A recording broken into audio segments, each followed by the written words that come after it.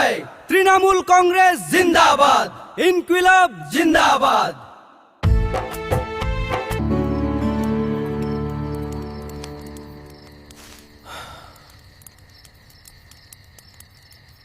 ନମସ୍କାର। ଆସନ୍ତୁ ଆଜି ଭାରତୀୟ ରାଜନୀତିର ଏକ ଅତ୍ୟନ୍ତ ଚିତ୍ତାକର୍ଷକ ଏବଂ ଘାତ ପ୍ରତିଘାତରେ ଭରା କାହାଣୀ ଉପରେ ନଜର ପକାଇବା। ଏହି ବିଶ୍ଳେଷଣରେ ଆମେ ଆଲୋଚନା କରିବା ମମତା ବାନାର୍ଜୀଙ୍କର ସୁଦୀର୍ଘ ତଥା ରୋମାଞ୍ଚକର ରାଜନୈତିକ ଯାତ୍ରା ବିଷୟରେ, ଯାହାକି ଗୋଟିଏ ସାଧାରଣ ସ୍ତରରୁ ଆରମ୍ଭ ହୋଇ ଶୀର୍ଷରେ ପହଞ୍ଚିବାର ଏକ ନିଆରା ଉଦାହରଣ। ଆମ ମନରେ ଗୋଟିଏ ବଡ଼ ପ୍ରଶ୍ନ ନିଶ୍ଚୟ ଆସିବ।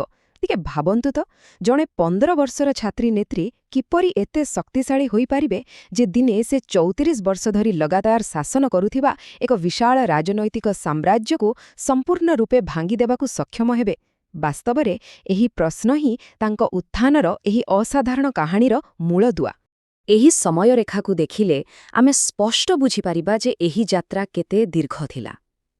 1970 ଦଶକରେ ତୃଣମୂଳ ସ୍ତରରୁ ଆରମ୍ଭ କରି 2026 ମସିହାର ଅପ୍ରତ୍ୟାଶିତ ସମାପ୍ତି ପର୍ଯ୍ୟନ୍ତ ଏହି ବହୁ ଦଶନ୍ଧିର କାହାଣୀରେ ଗୋଟିଏ ପଟେ ରହିଛି ତୀବ୍ର ବିଦ୍ରୋହ ଏବଂ ଅନ୍ୟପଟେ ରହିଛି ସର୍ବୋଚ୍ଚ ପ୍ରଶାସନିକ କ୍ଷମତା। ତେବେ ଆସନ୍ତୁ ଆରମ୍ଭ କରିବା ପ୍ରଥମ ଭାଗରୁ, ଛାତ୍ର ଆନ୍ଦୋଳନକାରୀ ଭାବରେ ତାଙ୍କର ସେହି ପ୍ରାରମ୍ଭିକ ବର୍ଷଗୁଡ଼ିକ। ସବୁଠାରୁ ଆଶ୍ଚର୍ଯ୍ୟର କଥା ହେଉଛି, ତାଙ୍କର ନେତୃତ୍ୱ ନେବାର ଇଚ୍ଛା ଖୁବ୍ କମ୍ ବୟସରୁ ହିଁ ଆରମ୍ଭ ହୋଇଯାଇଥିଲା। ମାତ୍ର 15 ବର୍ଷ ବୟସରେ ସେ ଛାତ୍ର ପରିଷଦ ୟୁନିୟନ ପ୍ରତିଷ୍ଠା କରିଦେଇଥିଲେ। ତାପରେ ସ୍ଥାନୀୟ କଂଗ୍ରେସ ରାଜନୀତିରେ ସେ ଏତେ ଶୀଘ୍ର ଆଗକୁ ବଢ଼ିଲେ ଯେ ଆମେ ଦେଖିବାକୁ ପାଉ 1984 ମସିହାରେ ସେ ଯାଦବପୁର ଭଳି ସ୍ଥାନରୁ ଜଣେ ବହୁ ବରିଷ୍ଠ ନେତାଙ୍କୁ ହରାଇ ଦେଇଥିଲେ। ସେହି ସମୟରେ ଭାରତର ସର୍ବକନିଷ୍ଠ ସାଂସଦମାନଙ୍କ ମଧ୍ୟରୁ ଜଣେ ହେବା ବାସ୍ତବରେ ଏକ ବିରାଟ ସଫଳତା ଥିଲା। ଆଉ ସେହି ସମୟରେ ତାଙ୍କର ଆଭିମୁଖ୍ୟ କେମିତି ଥିଲା ଜାଣନ୍ତି?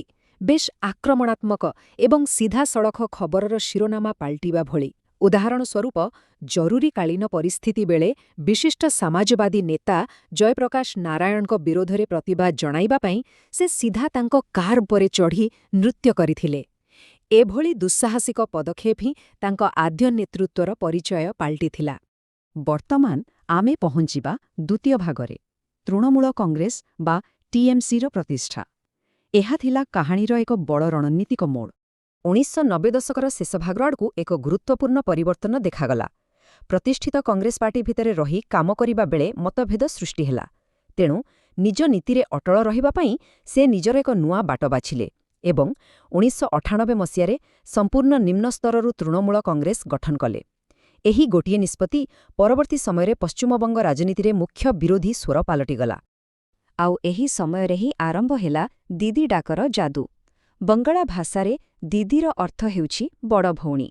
ଗ୍ରାମୀଣ ପ୍ରଚାର ସମୟରେ ଏହି ଗୋଟିଏ ଶବ୍ଦ ତାଙ୍କୁ ସାଧାରଣ ଲୋକଙ୍କ ସହ ଏତେ ନିବିଡ଼ ଭାବରେ ଯୋଡ଼ିଦେଲା ଯେ ସେ ଆଉ କେବଳ ଜଣେ ନେତ୍ରୀ ହୋଇ ରହିଲେ ନାହିଁ, ବରଂ ଗ୍ରାମୀଣ ଭୋଟର ଓ ଶ୍ରମିକ ଶ୍ରେଣୀର ପରିବାରର ଜଣେ ନିଜରା ସଦସ୍ୟା ପାଲଟିଗଲେ।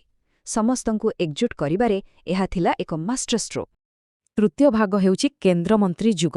ନିଜ ରାଜ୍ୟର ମୁଖ୍ୟ ହେବା ପୂର୍ବରୁ ଜାତୀୟ ସ୍ତରରେ ମଧ୍ୟ ତାଙ୍କର ଏକ ବଡ଼ ଭୂମିକା ରହିଥିଲା। କେନ୍ଦ୍ର ସରକାରଙ୍କ କ୍ୟାବିନେଟ୍ରେ ସେ ଅନେକ ଗୁରୁତ୍ୱପୂର୍ଣ୍ଣ ଦାୟିତ୍ୱ ତୁଲାଇଥିଲେ। ମାନବ ସମ୍ବଳ ବିକାଶ, କୋଇଲା ଏବଂ ଖଣି ବିଭାଗଠାରୁ ଆରମ୍ଭ କରି ସବୁଠାରୁ ଉଲ୍ଲେଖନୀୟ ଥିଲା ତାଙ୍କର ରେଳମନ୍ତ୍ରୀ ହେବା। ଜାଣିଲେ ଖୁସି ହେବେ, ସେ ଥିଲେ ଭାରତର ଇତିହାସରେ ପ୍ରଥମ ମହିଳା ରେଳମନ୍ତ୍ରୀ। ଏହା କୌଣସି ସାଧାରଣ କଥା ନୁହେଁ। ତେବେ କେନ୍ଦ୍ରରେ ମନ୍ତ୍ରୀ ଥାଇ ମଧ୍ୟ ତାଙ୍କର ସମ୍ପୂର୍ଣ୍ଣ ଧ୍ୟାନ ନିଜ ରାଜ୍ୟ ଅର୍ଥାତ୍ ପଶ୍ଚିମବଙ୍ଗ ଉପରେ ହିଁ ଥିଲା। ସେହି ସମୟରେ ନୂଆ ଏକ୍ସପ୍ରେସ୍ ଟ୍ରେନ୍ ଆରମ୍ଭ କରିବା ହେଉ କିମ୍ବା କୋଲକାତା ମେଟ୍ରୋର ସମ୍ପ୍ରସାରଣ, ସେ ଆଞ୍ଚଳିକ ପ୍ରକଳ୍ପଗୁଡ଼ିକୁ ଖୁବ୍ ଜୋରସୋରରେ ଆଗେଇ ନେଇଥିଲେ। ହଁ, ଏହିସବୁ ଲୋକପ୍ରିୟ ଯୋଜନା ଯୋଗୁଁ ରେଳବାଇ ଉପରେ ଋଣ ବଢ଼ିବାକୁ ନେଇ ସେତେବେଳେ କିଛି ବିତର୍କ ନିଶ୍ଚୟ ସୃଷ୍ଟି ହୋଇଥିଲା, କିନ୍ତୁ ଏଥିରୁ ଗୋଟିଏ କଥା ସ୍ପଷ୍ଟ ଥିଲା ଯେ ତାଙ୍କର ପ୍ରକୃତ ଦୃଷ୍ଟି ନିଜ ରାଜ୍ୟର ରାଜନୀତି ଉପରେ ଥିଲା। ଏବେ ଆସିବା ଏହି ବିଶ୍ଳେଷଣର ସବୁଠାରୁ ଗୁରୁତ୍ୱପୂର୍ଣ୍ଣ ମୋଡ଼ ବା ଚତୁର୍ଥ ଭାଗକୁ, ସିଙ୍ଗୁର ଏବଂ ନନ୍ଦୀଗ୍ରାମର ଐତିହାସିକ ବିରୋଧ ପ୍ରଦର୍ଶନ। ଏହା ହିଁ ସବୁକିଛି ବଦଳାଇ ଦେଇଥିଲା। 2000 ଦଶକର ମଧ୍ୟଭାଗରେ ପରିସ୍ଥିତି ବେଶ୍ ଉତ୍ତେଜନାପୂର୍ଣ୍ଣ ହେବାକୁ ଲାଗିଲା। ତତ୍କାଳୀନ ସରକାର ଶିଳ୍ପ ହବ୍ ପାଇଁ ଚାଷୀମାନଙ୍କଠାରୁ ବଳପୂର୍ବକ ଜମି ଅଧିଗ୍ରହଣ କରିବା ଆରମ୍ଭ କଲେ। ଆଉ ଠିକ୍ ଏତିକିବେଳେ ମମତା ବାନାର୍ଜୀ ସାମ୍ନାକୁ ଆସି ବ୍ୟାପକ ଆନ୍ଦୋଳନ ଓ ବିରାଟ ରାସ୍ତା ଅବରୋଧ ନେତୃତ୍ୱ ନେଇଥିଲେ। ଏପରିକି ତାଙ୍କ ଦଳର ବିଧାୟକମାନେ ବିଧାନସଭା ଭିତରେ ମଧ୍ୟ ତୀବ୍ର ପ୍ରତିବାଦ କରିଥିଲେ, ଯାହା ରାଜ୍ୟ ରାଜନୀତିରେ ଏକ ଝଡ଼ ସୃଷ୍ଟି କରିଥିଲା। ଏହି ବିଶାଳ ସଂଖ୍ୟା 26 ଆଡ଼କୁ ଥରେ ଧ୍ୟାନ ଦିଅନ୍ତୁ। ଏହା କୌଣସି ସାଧାରଣ ସଂଖ୍ୟା ନୁହେଁ। ଟାଟା ମୋଟର୍ସ କାର୍ ପ୍ରକଳ୍ପ ପାଇଁ ଜମି ଅଧିଗ୍ରହଣକୁ ବିରୋଧ କରି 2006 ମସିହାରେ ସେ ଲଗାତାର 26 ଦିନ ଧରି ଅନଶନରେ ବସିଥିଲେ। ଭାବିପାରୁଛନ୍ତି ତ, ଶେଷରେ ସ୍ଥିତି ଏତେ ଗମ୍ଭୀର ହୋଇଗଲା ଯେ ସ୍ୱୟଂ ପ୍ରଧାନମନ୍ତ୍ରୀଙ୍କୁ ହସ୍ତକ୍ଷେପ କରିବାକୁ ପଡ଼ିଥିଲା। ତାପରେ ଘଟିଲା 2007 ମସିହାର ସେହି ହୃଦୟ ବିଦାରକ ନନ୍ଦୀଗ୍ରାମ ହିଂସାକାଣ୍ଡ। ସେଠାରେ 14 ଜଣ ସାଧାରଣ ଗ୍ରାମବାସୀଙ୍କର ପ୍ରାଣହାନି ଘଟିଲା। ଏହି ଅଭାବନୀୟ ଘଟଣା ସାରା ଦେଶରେ ତୀବ୍ର ପ୍ରତିକ୍ରିୟା ସୃଷ୍ଟି କଲା ଏବଂ ତତ୍କାଳୀନ ସରକାରଙ୍କର ଜନସମର୍ଥନକୁ ସମ୍ପୂର୍ଣ୍ଣ ଦୋହଲାଇ ଦେଲା। ଆଉ ଏହି ସମୟରେ ହିଁ ମମତା ବାନାର୍ଜୀ ପ୍ରକୃତ ଅର୍ଥରେ ଗ୍ରାମୀଣ ଗରିବଙ୍କର ସବୁଠାରୁ ବଡ଼ ନେତ୍ରୀ ଭାବେ ସୁଦୃଢ଼ ଭାବେ ଉଭା ହେଲେ। ଏବେ ପଞ୍ଚମ ଭାଗ, ମୁଖ୍ୟମନ୍ତ୍ରୀ ହେବା। ଏହା ଥିଲା ତାଙ୍କ ରାଜନୈତିକ ଜୀବନର ସବୁଠାରୁ ବଡ଼ ବିଜୟର ସମୟ। ଏକ ନୂଆ ଯୁଗର ଆରମ୍ଭ। ଗୋଟିଏ ସଫଳ ରାଜନୈତିକ ମେଣ୍ଟ ଏବଂ ଜବରଦସ୍ତ ଜନ ଆନ୍ଦୋଳନ ପରେ 2011 ମସିହାରେ ପଶ୍ଚିମବଙ୍ଗର ରାଜନୈତିକ ନକ୍ସା ସମ୍ପୂର୍ଣ୍ଣ ରୂପେ ବଦଳିଗଲା। ଏହି ସଂଖ୍ୟା 34 ଏକ ଯୁଗର ଅନ୍ତକୁ ଦର୍ଶାଉଛି। ଲଗାତାର 34 ବର୍ଷ ଧରି କ୍ଷମତାରେ ଥିବା ବାମଫ୍ରଣ୍ଟ ସରକାରକୁ ପରାସ୍ତ କରି ସେ ଯେଉଁ ଐତିହାସିକ ତଥା ବିପୁଳ ବିଜୟ ହାସଲ କଲେ, ତାହା ଭାରତୀୟ ଇତିହାସରେ ବିରଳ। ମୁଖ୍ୟମନ୍ତ୍ରୀ ହେବା ମାତ୍ରେ ସେପରି କିଛି ଗୁରୁତ୍ୱପୂର୍ଣ୍ଣ ନୀତି ଲାଗୁ କଲେ, ଯାହା ଗ୍ରାମୀଣ ବିକାଶ ଏବଂ ମହିଳା ସଶକ୍ତିକରଣ ଉପରେ କେନ୍ଦ୍ରିତ ଥିଲା। ସର୍ବପ୍ରଥମେ ସିଙ୍ଗୁରର ସେହି ବିବାଦୀୟ 400 ଏକର ଜମି ଚାଷୀଙ୍କୁ ଫେରାଇ ଦିଆଗଲା।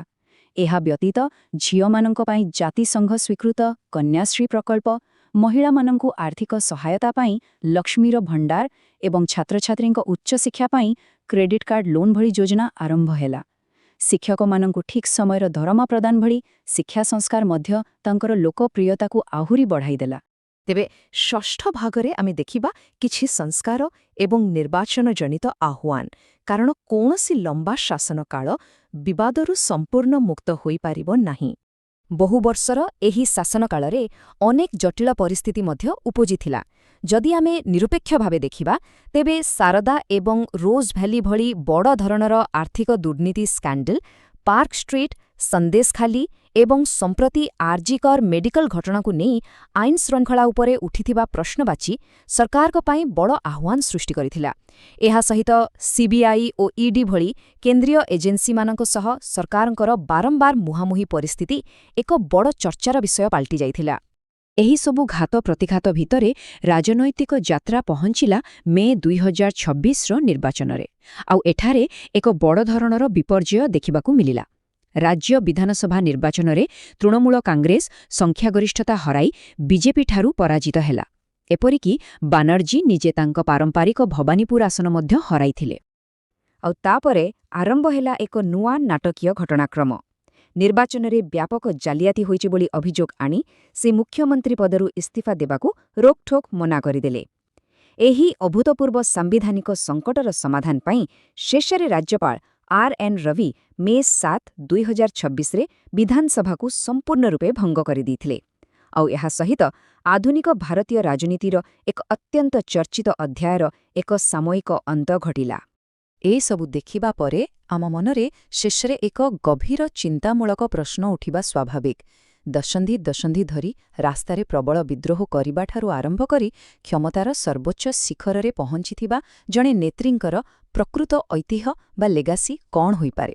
ଜଣେ ଆନ୍ଦୋଳନକାରୀର ବିଦ୍ରୋହୀ ମନୋଭାବ ଏବଂ ଶାସନର ଭାରୀ ଦାୟିତ୍ୱ ମଧ୍ୟରେ ସନ୍ତୁଳନ ରକ୍ଷା କରିବା କେତେ କଷ୍ଟକର, ଏହା ତାର ଏକ ଜ୍ୱଳନ୍ତ ଉଦାହରଣ। ଏହି ସମ୍ପୂର୍ଣ୍ଣ ବିଶ୍ଳେଷଣରେ ଆମ ସହ ସାମିଲ ହୋଇଥିବାରୁ ଧନ୍ୟବାଦ। ଆଗକୁ ଏମିତି ଆହୁରି ଅନେକ ରୋଚକ ବିଷୟ ସହ ଆମେ ପୁଣି ଫେରିବୁ।